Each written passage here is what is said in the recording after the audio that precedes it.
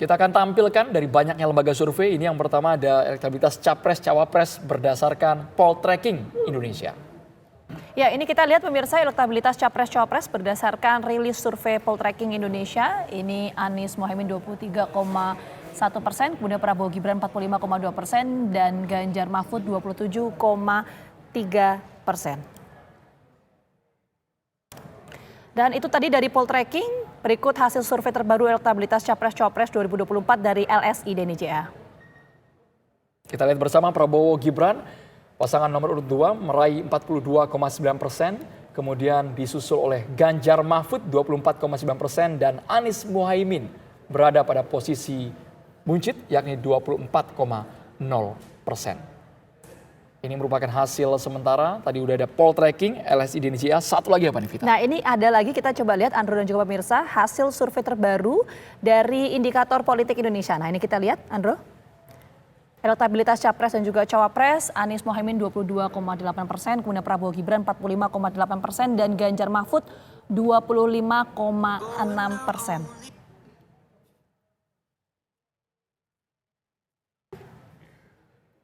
Dan berikut hasil survei terbaru elektabilitas Capres-Cawapres 2024 dari Lembaga Survei Indonesia.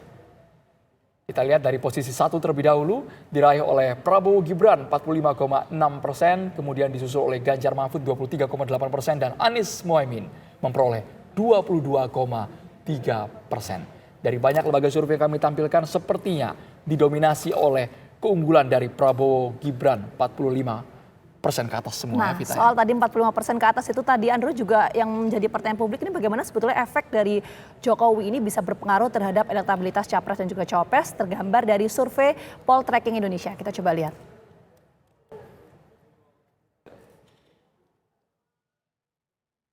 Kalau kita simak bersama perolehannya dari rilis Poltreking berdasarkan sebaran pemilih puas dengan kinerja pemerintahan Jokowi, 47,4% memilih Prabowo Gibran. Kemudian disusul Ganjar Mahfud 30,7% dan Anies Mohaimin 17,5%, serta yang tidak tahu atau yang belum memutuskan, belum memilih ada 4,4%.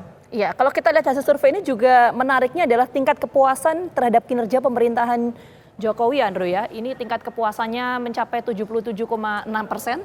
Nah ini juga menarik tentunya. Apakah karena tingkat kepuasan kinerja pemerintah Jokowi ini bisa menjadi indikator kenapa kemudian suara dari Presiden Joko Widodo ini punya pengaruh yang signifikan untuk Pilpres 2024? Ini menjadi pertanyaan. Betul, kalau kita lihat tidak puas hanya 17,6%. Ini sebaran pemilih tidak puas dengan kinerja pemerintahan Jokowi. Anies Mohaimin 44,6%, kemudian Prabowo Gibran 36,2%, pemilih Ganjar Mahfud 13,6%.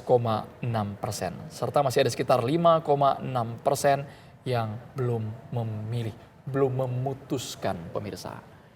Tadi kita sudah lihat bersama survei terbaru Pilpres 2024 yang menunjukkan bahwa pasangan Capres-Cawapres Prabowo Gibran meraih tingkat elektabilitas lebih dari 45%, unggul atas pasangan Ganjar Mahfud maupun Anies Mohaimin. Apakah Jokowi Effect menjadi salah satu faktor melonjaknya suara Prabowo Gibran? Lalu bagaimana sebenarnya pengaruh Jokowi dan migrasi pemilih terhadap peta elektoral? Namun jika terjadi Pilpres 2 putaran nih Andro dan juga pemirsa dan Prabowo di ambang kemenangan, siapa lantas yang akan tersingkir, Anies atau Ganjar? Bersama kami telah bergabung Direktur Eksekutif Poltreking Indonesia, Mas Hanta Yuda, kemudian peneliti LSI DNIJA, Mas Ardian Sopa, dan juga pakar komunikasi politik, Bang Effendi Ghazali. Selamat petang semuanya.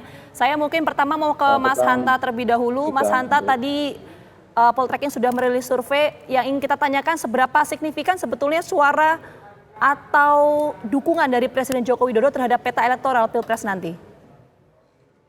Ya, di survei kami tadi menemukan ada dua faktor yang sangat menentukan naik turunnya elektabilitas tiga pasangan. Yang pertama adalah faktor Jokowi. Faktor Jokowi itu terdeteksi dari beberapa hal. Salah satunya adalah tingkat approval rating, tingkat kepuasan kepada pemerintahan Jokowi. Jadi memang kalau kita baca dari migrasi ya, yang kedua faktor migrasi pemilih. Nah, kita menemukan semacam korelasi. Jika tingkat kepuasan kepada Jokowi naik, dia berbanding lurus dengan perolehan minimal stabil dengan elektabilitas pasangan Prabowo Gibran. dan kepuasan kepada Jokowi berbanding terbalik dengan pertumbuhan elektabilitas Anies Mohaimin. Dan itu bisa kita lihat, sebelumnya Anies Mohaimin naik, kita lihat di saat yang sama ada sedikit penurunan pada tingkat kepuasan Pak Jokowi. Nah sekarang ini tingkat kepuasan Pak Jokowi itu stabil, relatif agak naik 1-2%, tapi mungkin bisa dikatakan stabil. Dan ini yang menyebabkan tertahannya tingkat pertumbuhan elektabilitas pada Anies Mohaimin. Tapi yang lainnya kita bisa dalami. Di survei kami tadi seperti di TV One sudah menyampaikan ada pergeseran pemilih di kolam ceruk pemilih yang puas pada kinerja Jokowi. Itu ada pergeseran penguatan dari sebelumnya ke Ganjar. Bahkan 4 bulan yang lalu itu Ganjar masih tinggi dari segmentasi ini. Kemudian cross 2 bulan yang lalu. Sebulan yang lalu sudah lebih unggul Prabowo Gibran. Dan sekarang makin menjauh. Di 47 ke Prabowo Gibran, kemudian hanya 30 ke Ganjar Mahfud. Ini salah satu menunjukkan faktor Jokowi itu mempengaruhi. Yang tidak puas itu menunjukkan bahwa kalau ternyata ketidakpuasannya itu tinggi, maka yang bisa tumbuh adalah elektabilitas Anies Baswedan. Itu satu. Yang kedua, itu bisa kami tanyakan juga meningkatnya siapa kandidat di antara 3 pasangan ini yang dianggap bisa melanjutkan pemimpinan Jokowi. Yang kedua adalah pertanyaan tentang yang bisa meneruskan program Jokowi hari ini dan seterusnya. Itu ada peningkatan. Jadi dianggap yang memiliki narasi keberlanjutan itu mengkristal ke pasangan Prabowo Gibran. Ya salah satunya faktor Gibran karena ada Jokowi Junior ini. Nah ini yang menyebabkan di kolam yang puas ini bergeser dari pemilih Ganjar ke pemilih Prabowo. Sementara kalau Anies itu lebih pada mengambil ceruk yang tidak puas. Ini faktor Jokowi. Tentu ada beberapa variabel-variabel lainnya yang bisa kita baca. Yang kedua, peningkatan dari pasangan Prabowo Gibran itu tidak hanya faktor Jokowi. Kita lihat juga ada itu terdeteksi dari migrasi beberapa pemilih. Mungkin ada irisan. Misalnya dari pemilih Gen Z, generasi Z dan milenial ada peningkatan di pasangan ini. Kemudian kedua ada selain tadi yang puas pada Jokowi, ada peningkatan di beberapa basis-basis pemilih. Di Jawa Barat yang paling besar, Jawa Tengah dan Jawa Timur. Jawa Barat ini mengindikasikan bahwa ada pemilih Prabowo yang tadinya pergi pindah ke Anies atau belum menentukan pilihan, itu terdeteksi Jawa Barat. Perolehan Prabowo Gibran meningkat di Jawa Barat yang sebelumnya sedikit turun di survei sebulan yang lalu. Sementara di Jawa Tengah ada peningkatan sedikit dan melejit di Jawa Timur. Nah ini juga menjelaskan faktor di mana ada basis Prabowo yang pulang, yang kembali mendukung Prabowo. Jadi 3 faktor ini saya kira menjadi salah satu faktor yang menyebabkan meningkatnya elektabilitas pasangan Prabowo Gibran. Faktor Jokowi dengan beberapa variabel tadi, faktor basis Prabowo sumbangsinya mungkin 1-2%. Kalau faktor Jokowi pemilih Ganjar itu Ganjar turun 3%, itu diindikasikan pindah ke Prabowo Gibran. 3 ditambah 1 pun sudah 4%. Ditambah peningkatan approval rating sekitar 1-2%. Nah itulah angka kemungkinan didapatnya dideteksi dari survei ini 5% peningkatan di Prabowo Gibran, ada penurunan di Ganjar 3% dan stagnasi di Anies Baswedan. Jadi faktor itu saya kira Vita yang bisa kita sampaikan. Tapi dinamika ini masih mungkin berubah kemungkinan lainnya dengan 3 faktor tadi. Saya kembali. Satu, approval rating Jokowi. Kedua adalah efektivitas sosialisasi. Yang ketiga performa debat di televisi. Nah, tapi faktor nomor 1 lebih besar dari 2, yang kedua lebih besar dari 3 kalau kita lihat dari dinamika elektoral yang berkembang per hari ini. Baik. Kita, itu versi poll tracking signifikan sekali tingkat kepuasan Presiden Jokowi 77,% berbanding lurus dengan pemilih tadi Prabowo Gibran. Kalau LSI Denny Jaya, apakah datanya serupa juga? Ada faktor lainkah yang menyebabkan pemilih Jokowi lebih condong ke Prabowo Gibran? Iya, pertama kita melihat bahwa approval rating Pak Jokowi lagi tinggi-tingginya. Bahkan dari survei ke survei, dari bulan lalu ke bulan yang lalu, itu memang angkanya di angka 79-80%. Sehingga dalam angka ini tentu ini menjadi ceruk pemilih siapapun yang pada akhirnya itu berada diidentifikasinya dengan Pak Jokowi. Nah di awal-awal suara yang puas terhadap Pak Jokowi ini kan memang terbagi 2. Terbagi 2, banyak ke Pak Prabowo, tetapi beda selisih dengan Pak Ganjar itu tidak terlalu jauh. Bahkan angkanya itu mungkin hanya sekitar beda 3-4% saja. Jadi pendukung-pendukung yang puas Pak Jokowi pada awal itu terbagi 2. Kemudian yang tidak puas ini memang lebih banyak ke Pak Anies ya dengan Pak Muhaimin. Dan memang ini dengan isu yang dia bawa relatif seperti itu. Nah ketika dari bulan Oktober ke November itu memang ada perubahan. Yang mana kita tahu sendiri posisi dari Pak Ganjar ini kan memang agak sedikit berubah dengan kubu PDIP. Yang awalnya misalnya juga sama identik bahwa dia melanjutkan perjuangan Pak Jokowi dan sebagainya, tapi di akhir-akhir dia mulai melakukan kritik-kritik. Yang pada akhirnya kita melihat memang ada migrasi dari pemilih-pemilih puas Pak Jokowi yang awalnya itu berbagi, sekarang memang lebih condong ke Pak Prabowo. Bahkan kalau misalnya dilihat angkanya, ada sekitar 10% pemilih yang puas terhadap Jokowi yang awalnya pilih Pak Ganjar di bulan Oktober, itu beralih pilih Pak Prabowo di bulan November awal ini ya, di November akhir yang kemarin itu. Sehingga memang fungsi atau overall rating itu memang sangat berpengaruh ya. Jadi ketika dia ngerasa masyarakat ini yang awalnya pilih Pak Ganjar karena juga mengidentikan dengan Pak Jokowi, ketika dia mengidentikan Pak Jokowi yang ini eksodus keluar. Sehingga sekarang ini keadaannya itu tadi juga saya disebutkan hampir-hampir mirip. Dan bahkan kalau misalnya tadi saya amati dari awal, itu dari 4 lembaga survei atau bahkan 5, itu kecenderungannya sama. Pertama bahwa elektabilitas Pak Prabowo udah di atas 40%. Bahkan ada tadi yang 45. Kalau LSI di angka 42,9%. Jadi hampir mendekati untuk satu putaran. Satu. Yang kedua, kalau misalnya kita lihat eksodus dari pemilih-pemilih Pak Jokowi yang ada di Pak Ganjar itu juga menyebabkan penurunan dukungan terhadap Pak Ganjar. Di bulan Oktober itu masih di angka 35-an. Di awal November itu turun menjadi 28 dan sekarang di angka 24,9%. Bayangkan dalam waktu 1 bulan lebih sedikit itu turun sekitar 10%. Jadi memang kalau kita melihat ini ada eksodus yang luar biasa. Sehingga kalau misalnya tidak merubah strategi di timnya Pak Ganjar, bisa jadi ini pada akhirnya ada salib menyalip. Karena secara tren, Pak Prabowo tadi itu lebih naik dia, kemudian Pak Ganjar ini turun, Pak Anies juga naik. Sehingga sekarang ini bedanya hanya di bawah 1%, tepatnya di bawah 0,9%. Jadi kalau misalnya nanti tidak ada perubahan strategi dan saya amati sebenarnya udah agak mulai berubah juga nih. Karena mungkin juga membaca data dan saya yakin juga ya ada juga data yang dibaca sehingga bisa memungkinkan bahwa pertarungan ini adalah pertarungan untuk satu putaran buat Pak Prabowo karena kekurangan untuk satu putaran kan 50 plus 1 suara. Sehingga sekarang 42,9 beda kurang 7,7% saja. Dia kurang 7,7%, tetapi kalau misalnya Pak Ganjar dengan Pak Anies ini untuk dia lolos satu putaran 33,3% untuk dia lolos. Sehingga kekurangan dari Pak Ganjar dan Pak Anies itu lebih besar dibandingkan dengan kekurangan Pak Prabowo untuk masuk satu putaran. Oke, kita tangkap poinnya. Ini menarik ya. Saya mau langsung ke Bang Egy. Kalau tadi LSI dan poltreking mengcapture bahwa tingkat kepuasan publik terhadap pemerintah Pak Jokowi ini punya pengaruh signifikan terhadap pemilu, apakah itu jadi satu-satunya faktor utama atau ada faktor lain sebetulnya di balik itu kalau menurut Bang Egy? Iya, banyak, tapi sebelum menjawab supaya kita jawabannya aman dan nyaman dalam konteks metodologi dan algoritma, saya mau bilang gini nih, jadi nantinya bisa eksplorasinya lebih enak, sambil senyum kita nih. Kalau pemilihan presiden dilaksanakan pada hari ini gitu ya, dan terlaksana dalam 2 putaran, maka hampir pasti Prabowo yang masuk ke putaran kedua. Yang lainnya bersaing untuk menuju ke sana. Bahkan kita harus lebih berani lagi kalau saja pemilu dilaksanakan hari ini dan hanya 1 putaran, yang lebih berpeluang untuk menang itu Prabowo Gibran. Aman dan nyaman kan, baik secara metodologi, betul kan? Betul. Maupun secara algoritma nih, supaya serangan-serangan itu enggak terlalu perlu kalau kita masuk ke sana. Tapi saya sebelum menjawab ini, ada jembatan sedikit. Ada juga hasil Litbang Kompas pada hari ini ya. Nanti kalau ada hasil Litbang TV One bersama dengan Universitas Bakri dulu, itu juga menarik karena di dunia itu akurat loh. Yang kemarin tuh LA Times ya bersama dengan University of Southern California juga kuat.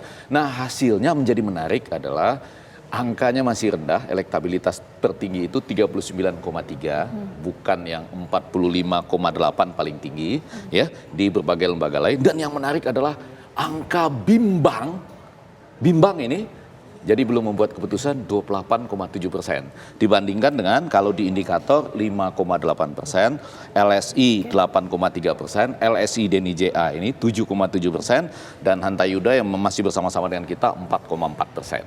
Jadi ini perlu dipikirkan dalam pemahaman, ada yang maju sekali, lalu ada yang katakanlah pendekatan klasik atau pendekatan konservatif. Dua-duanya benar, karena yang saya ingin katakan, kalau Anda sampai di angka 45,8 dengan margin error Anda yang paling yang katakanlah ke bawahnya itu 43,2. Sementara ini hasil 39,3 dengan margin errornya naik ke atas 2,65, nggak ketemu tuh karena ada angka 41,95, 43,2 dan 41,95. Ini buat catatan saja di kepala kita. Tadi kan kita sudah mengamankan diri. Sekarang baru masuk ke Jokowi effect. Ini menarik. Kita fokus dulu ke situ. Iya, termasuk dari Litbang Kompas maupun penjelasan Hantayuda. Tadi saya percaya bahwa misalnya begini, pendukung Jokowi dulu yang semula mendukung Ganjar di angka 48,1, sekarang tinggal 27,4. Pendukung Jokowi yang dulu memilih Prabowo 22,9 sekarang menjadi 39,8. Naiknya tinggi sekali. Sementara yang puas terhadap pemerintahan Jokowi itu dulu misalnya memilih Ganjar 40,3, sekarang tinggal 21,5. Yang dulu memilih Prabowo 30,9 sekarang menjadi 42,6. Jadi benar, ini adalah dua faktor yang disebutkan tadi Hantayuda, Andrean juga, bahwa yang dulu memilih Jokowi sekarang migrasi mula-mula dari Ganjar besarnya sekarang ke Prabowo. Oke, yang tapi puas pun terhadap kinerja kinerja itu apakah sama. satu-satunya faktor atau ada Kan faktor dua, lain ini ada sebetulnya? dua faktor tadi kan, ada dua faktor, yaitu bahwa yang dulu milih Jokowi semula memilih Ganjar sekarang lebih banyak berimigrasi ke Prabowo. Yang puas terhadap pemerintahan Jokowi belum tentu berarti dia memilih Jokowi sebelumnya pada pemilu sebelumnya, itu juga lebih banyak ke Prabowo. Dan yang agak penting, ini yang agak penting, justru yang dulu milih PDIP, yang dulu sebagian besar itu ke Ganjar, sekarang juga bermigrasi ke Prabowo. Jadi partainya sendiri, walaupun ya di legislatif selalu unggul, betul ya, sampai sekarang masih unggul, betul ya secara umum. Tapi harus bertanya-tanya kenapa ya seakan-akan ada perbedaan kalau partai legislatif masih, tetapi begitu presiden sekarang ada perbedaan. Itu faktor ketiga kan, berarti selain dari tadi pemilih Jokowi yang puas terhadap kinerja Jokowi sama pemilih PDIP sendiri. Ditambah Bang Egy, tadi kata LSI Denny JA, ketika ada narasi negatif atau kritik menyerang dari kubunya Ganjar ke Jokowi, itu malah menjebloskan hasil dari PDIP makin turun. Iya, kalau makin saya turunnya signifikan sesaat lagi Bang Egy. Iya. Kita harus jeda dulu di kabar petang pemirsa. Kita lanjut ke Bang Egy sebelum ke Mas Adrian Sopa dan juga ke Mas Hanta. Tadi ada yang menarik ungkapan dari Mas Adrian Sopa bahwa ketika kritik keras dilancarkan oleh kubunya Ganjar Mahfud itu akan berbalik jadi senjata makan tuan, menggerus suara Ganjar Mahfud dan beralih ke Prabowo Gibran. Kan Bang tadi Egy. ada 3 fakta kita taruh di atas meja ya Adrian ya. Yang pertama bahwa pemilih Jokowi yang dulu mula-mula banyak ke Ganjar, kenyataannya bahkan pada survei yang paling konservatif atau klasik seperti Litbang Kompas menunjukkan tadi ya, angka-angkanya sudah saya tunjukkan, yang tingkat kepuasan publiknya tinggi juga menunjukkan demikian. Dulu ke Ganjar, sekarang ke Prabowo. Bahkan pemilih PDI Perjuangan sendiri juga begitu. Nah, yang mau saya katakan lebih tenang ini untuk ini, walaupun nanti jangan-jangan yang nonton dari PDIP agak kesel juga sama kita, nggak apa-apa lah gitu ya, karena secara metodologi sudah kita jaga. Saya mau mengatakan gini, jangan-jangan pemilih ini juga bingung. Ada soal bingungnya, yaitu misalnya, saya ambil salah satu contoh. Kalau dianggap ini contoh nggak terlalu relevan. Misalnya, Ibu Puan Maharani itu kan ketua tim pemenangan dari PDI Perjuangan. Kalau secara nasional kan ada TPN, ada ketuanya. Lalu Bu Puan bertemu dengan Bapak Luhut di Singapura. Tentu saja kita semua juga mendoakan cepat, ya get well soon gitu-gitu ya. Cuma ujungnya nanti hanya disebutkan itu ngeri-ngeri sedap. Ya kan? Orang luar aja bertanya ini yang ngeri-ngeri sedap apa ini gitu. Apalagi di dalam gitu. Nah, jadi maksud saya harus ada upaya sekarang memang harus agak lebih tegas. Kalau melihat tren ini berarti trennya memang harusnya tidak langsung berhadapan ya. Tidak langsung berhadapan secara diametral itu dengan kebijakan-kebijakan Jokowi, tapi perbaikannya yang cocok dengan filosofi Wong Cili, yang mana itu perbaikannya itu mau dilaksanakan dengan gerak cepat untuk menuju Indonesia unggul itu di bagian mana gitu. Ini yang bisa memperbaiki keadaan. Misalnya kalau melihat di atas meja ada 3 angka tadi ya, kan sudah disebutkan ilmiah sekali. Angka yang pemilih Jokowi, angka yang puas terhadap Jokowi, ditambah dengan angka pemilih PDI Perjuangan sendiri. Nah, ya. Oke, ini menarik ya. Saya mau lanjut dulu ke Mas Hanta. Mas Hanta, ini soal undecided voters itu seperti apa? Sama yang kedua begini Mas, ini kan kita tahu bahwa 3 wilayah yang jadi battleground dalam pemilu itu kan Jawa Timur, Jawa Tengah, Jawa Barat ya. Kalau Jawa Barat oke lah, itu lumbung suara Pak Prabowo di Pilpres 2019. Tapi untuk Jawa Tengah misalnya itu seperti apa? Apalagi kita lihat misalnya ada dinamika hubungan Pak Presiden dan juga PD Perjuangan. Akankah itu berpengaruh terhadap suara elektoral Prabowo Gibran di Jawa Tengah? Mas Hanta? Ya, Pita betul. Ada 3 daerah yang kalau digabung 3 provinsi ini hampir separuh pemilih Indonesia, sekitar 48% ada di sana. Jawa Barat 17%, Jawa Tengah itu hampir 16%, Jawa Timur, kemudian Jawa Tengah 14-15%. Jadi ini sangat menentukan. Nah, data survei kami terakhir, kalau kita lihat di sini, ada kenaikan yang cukup signifikan. Itu bisa dibandingkan, tidak hanya survei Poltreking Indonesia, mungkin selain lingkaran survei, ada lembaga survei, ada indikator yang perolehannya. Kalau di Poltreking 45,2, saya lihat di indikator 45,2, di indikator 45,8, di LSI 45,5, 45, semua. Kita nggak pernah janjian bikin survei ini, Bang Effendi Ghazali. Jadi kalau survei itu dilakukan di waktu yang sama dengan metode yang sama, mestinya itu tidak jauh beda hasilnya, saya kira. Nah, ada kita temukan peningkatan perolehan suara Prabowo Gibran itu signifikan kenaikannya di Jawa Barat dan di Jawa Timur. Dan itu saya lihat juga di survei tidak hanya Poltreking, kita harus bandingkan di indikator, di LSI, saya ada kenaikannya 2 digit semua di sana. Nah, itu yang menyebabkan kenaikan cukup signifikan di secara nasional, karena 2 provinsi yang besar, ditambah Jawa Tengah. Di Jawa Tengah masih unggul Ganjar, tetapi ada tren turun di Jawa Tengah, masih 50 sekian persen Ganjar Mahfud. Tapi sekarang ini, dulu hanya belasan persen, sekarang Prabowo Gibran itu di Jawa Tengah sudah 30-32%, bahkan di lembaga yang lain hampir 40%. Di Poltreking 30%. Artinya memang ada tren yang tumbuh pada Prabowo Gibran, ada penurunan di Ganjar di provinsi-provinsi besar yang saya katakan tadi. Nah, ini juga menjelaskan mengapa tren itu. Nah, saya ingin menyampaikan simpulan sedikit ya dari temuan survei Poltreking Indonesia. Per hari ini sebenarnya Vita, Andro, itu bisa disimpulkan Pilpres lebih besar potensinya berlangsung dalam 2 putaran. Karena per hari ini yang paling besar itu dari 3 pasangan memperoleh 45,2 atau 45,8%. Itu belum ada satu kandidat pun yang melampaui 50% plus 1 seperti konstitusi katakan syaratnya itu memiliki minimal 20% di separuh jumlah provinsi di Indonesia. Artinya per hari ini memang berlangsung 2 putaran. Kita akan menempuh Pilpres putaran kedua pada Juni. Tapi ini juga tidak menutup atau ada potensi 1 putaran apabila tren ini berlanjut. Kalau kita perhatikan, karena kan Prabowo Gibran ini kan ada beberapa persen, ya 5%. Nah, kalau ditanya siapa yang paling berpotensi masuk kalau Pilpres berlangsung dalam 1 putaran, maka ini pelan-pelan, kalau istilah Bang Ege pelan-pelan ya. Kalau Pilpresnya dalam 1 putaran, maka yang berpotensi dari 3 pasangan ini yang bisa 1 putaran adalah Prabowo Gibran per hari ini.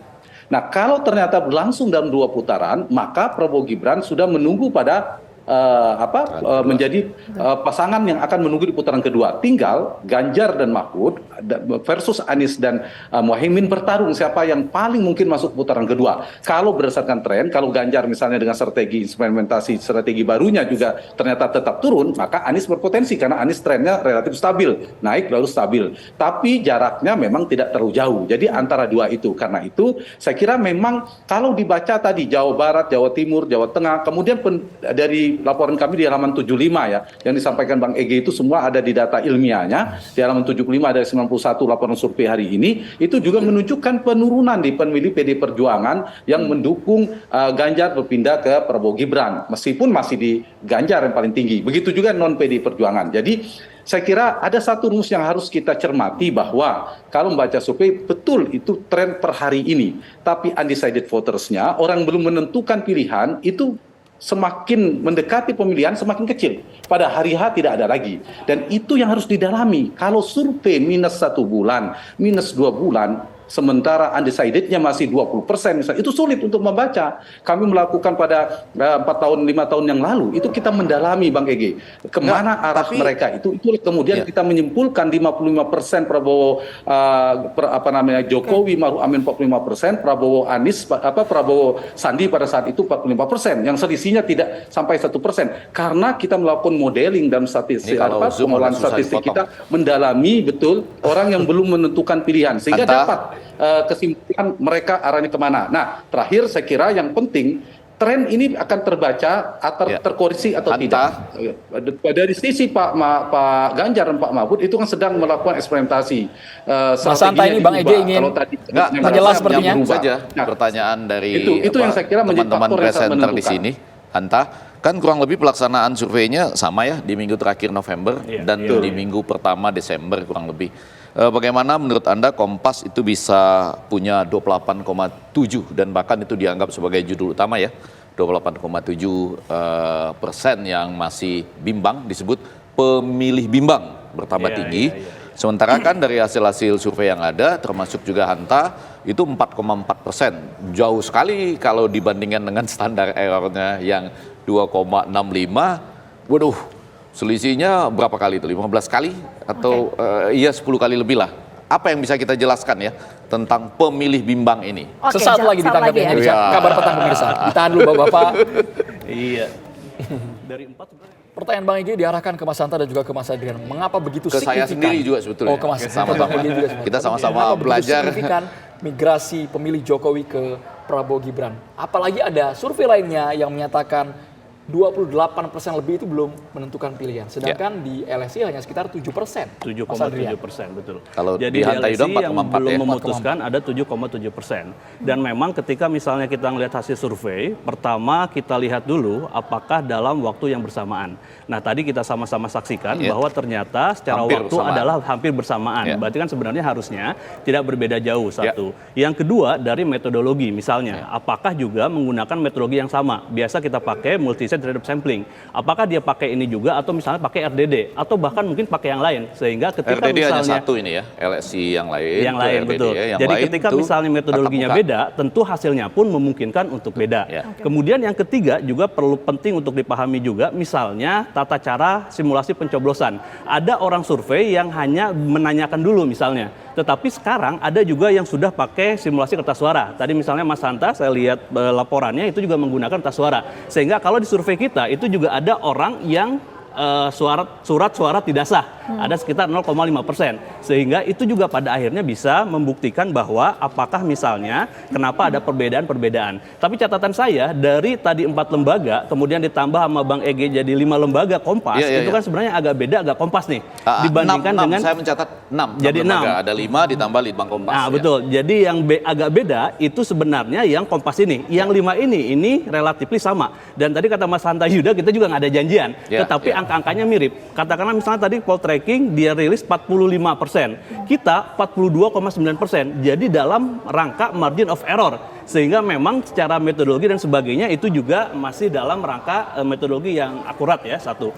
Kemudian yang kedua, berarti kalau misalnya ini ada 6 perbandingan, kita mengharapkan juga lebih banyak lagi perbandingan. Katakanlah misalnya lembaga survei yang belum rilis silahkan rilis, sehingga pada akhirnya ini bisa dicatat oleh publik dan juga menjadi pertimbangan juga buat publik bahwa siapa nanti dipercaya dan seterusnya. Ya, yang menarik dalam keilmuan itu kan ada bermacam jenis lembaga survei, termasuk 5 ini, dan kalau tadi ditambah dengan Litbang Kompas, relatif lebih, saya nyatakan ya kalau ada dulu Universitas Bakri dan TV One itu relatif lebih lembaga survei publik seperti Pew Research Center, ORG dan lain-lain itu. Jadi itu yang ingin saya bandingkan. Walaupun ada tambahan sedikit sebelum kita ke Hanta Yuda, di Litbang Kompas itu dinyatakan bahwa angka ini diperoleh dari mereka yang relatif belum menggunakan hak pilihnya di pemilu sebelumnya, kemudian yang tidak terikat secara ideologis maupun secara emosional. Dan relatif itu angka-angkanya justru di luar generasi atau di luar pemilih muda. Oh, berarti dia populasinya bukan seluruh populasi Indonesia. Seperti kita melakukan survei yang biasa. Indonesia. Tapi tadi ada ditahan, maksudnya yang belum memilih kemudian ini. Oh enggak, itu dapatnya dari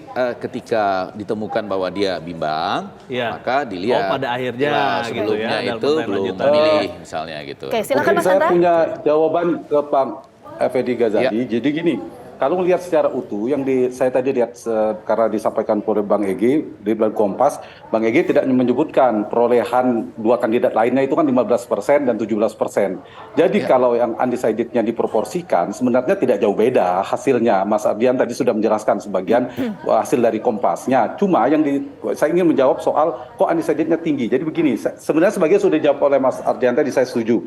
Satu, dalam mengambil metode menanyakan. Jadi kita sudah menggunakan surat suara. Orang lebih mudah, lebih ketimbang ditanyakan, mungkin orang lebih akan malu, segan, rahasia. Tapi kalau diberi kertas suara, itu relatif lebih berkurang tingkat orang undecided votersnya yang belum menentukan pilihannya turun. Itu satu, Bang Egy.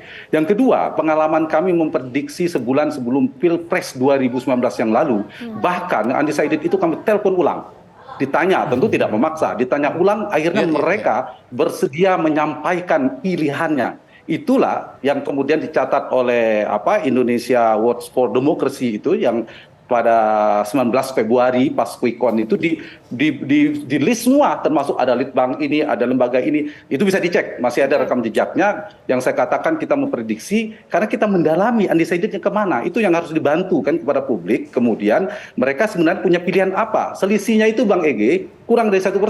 Nah nanti saya berencana sebelum Februari, Mas Ardian dan semuanya, kita harus itu kan, betul pertanggungjawaban ke publik, orang akan melihat bagaimana kemudian hasilnya. Nah yang kedua, saya kira logikanya begini, semakin dalam survei itu semakin mendekati pencoblosan, ada faktor sosialisasi, ada faktor kampanye, jadi undecidednya semakin turun. Jadi tidak bisa juga kemudian misalnya disimpulkan harusnya kita memaksakan harusnya undecided masih tinggi. Tidak bisa, karena orang sudah punya pilihan. Tapi di saat yang sama, tapi Bang Ege saya punya data. Kalau ditanya apakah Anda sudah mantap dengan pilihannya, 60% sudah strong, tidak berubah lagi. Berapa persen? Betul, saya setuju ini. 60%. Berarti masih ada peluang 40% yang berpindah ya. 32% masih mungkin berubah, tapi mereka sudah punya pilihan. Oke, setuju. Dengan Kalau sudah punya pilihan masih mungkin berubah. Berarti Bukan belum punya penjelasan pilihan, Hanta ini ada mungkin dua. berubah. Satu, penggunaan kertas suara seperti yang dilakukan oleh LSI Deni JA juga itu sangat mungkin mempengaruhi, dan juga ada peluang bahwa apakah Anda masih mungkin berubah. Yang strong itu 60% tadi. Oke, itu kan komposisi untuk pemilih bimbang ya. Mas Hanta, mungkin jadi bahan diskusi kita adalah untuk preferensi dari pemilih bimbang ini kecenderungannya ke siapa kalau survei per hari ini? Ya, kita dalami juga. Jadi pemilih bimbang strong itu dia merata. Hampir ke semua partai, ke semua kandidat juga. Yang masih bimbang juga sama merata. Dia mirip dengan elektabilitas. Lebih banyak pemilih bimbang, lebih banyak ke Prabowo Gibran, kemudian ke keduanya. Kemudian yang pemilih yang strong juga begitu. Jadi saya kira ini adalah momen bagi mereka semua untuk meyakinkan kandidatnya masing-masing. Seperti hari-hari yang sangat menentukan di tinggal dua bulan ini saya kira. Jadi kalau kita bicara faktor, saya kembali sedikit ya, faktor sangat menentukan. Apakah mungkin menjadi 2 atau 1 putaran? Satu, cermati saja tingkat kepuasan pada Jokowi. Ini harus dicermati. Kalau ternyata di kepuasan Pak Jokowi, Bang Egy tiba-tiba turun, maka dugaan saya Anies akan melenting. Tapi kalau tingkat kepuasan kepada Pak Jokowi stabil bahkan naik, Mas Ardian katakan tadi, maka hipotesanya pertumbuhan elektabilitas Anies sulit untuk tumbuh. Jadi kalau ternyata misalnya ini ya kita bicara, kita harus hati-hati jangan menyimpulkan 1 putaran. Tapi kalau tingkat kepuasan Pak Jokowi misalnya trennya naik 1, kemudian ada pergeseran pemilih Pak Jokowi yang dari Ganjar kepada Prabowo semakin meningkat. Yang kedua, bekerjanya Gibran di basis itu.